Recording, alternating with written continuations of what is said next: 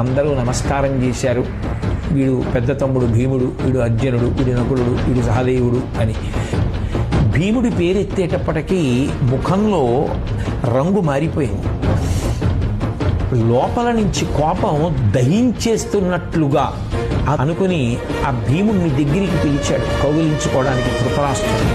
శ్రీకృష్ణ పరమాత్మ భీముడిని ఆపు చేసి భీముడిలాంటిదే ఒక ఇనప విగ్రహం ఒకటి తయారు చేయించి తీసుకొచ్చారు.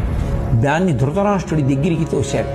తొయ్యగానే ధృతరాష్ట్రుడు భీముడే అనుకుని చాలా క్రోధంతో 1000 ఏనుగుల బలంతో గట్టిగా విగ్రహాన్ని కౌగిలించుకొని తన బలమంతా చూపించి ఆ గట్టిగా నొక్కేటప్పటికీ ఆ విగ్రహం ముక్కలై కింద పడిపోయింది.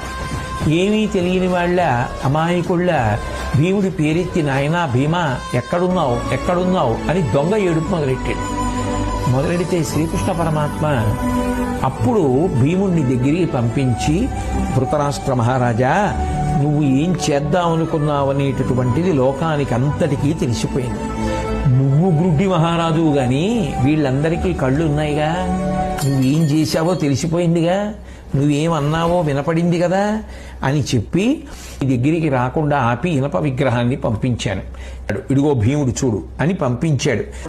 ఇక పైన నేను నా తమ్ముడి కుమారుల్ని నా కుమారులుగానే చూసుకుంటాను, సక్రమమైన రీతిలో నడుచుకుంటాను అని కృష్ణ పరమాత్మతో చెప్పారు. తదనంతరం మీరందరూ వెళ్ళి గాంధారీదేవి దర్శనం చేయండి అన్నాడు. పాండవులందరూ కూడా గాంధారి దగ్గరికి వెళ్ళారు.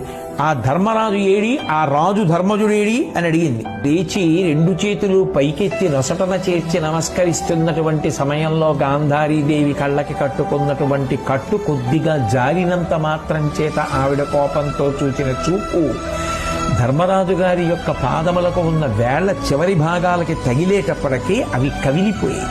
అంటే ఆమె చూపు అంత తీవ్రంగా ఉంది.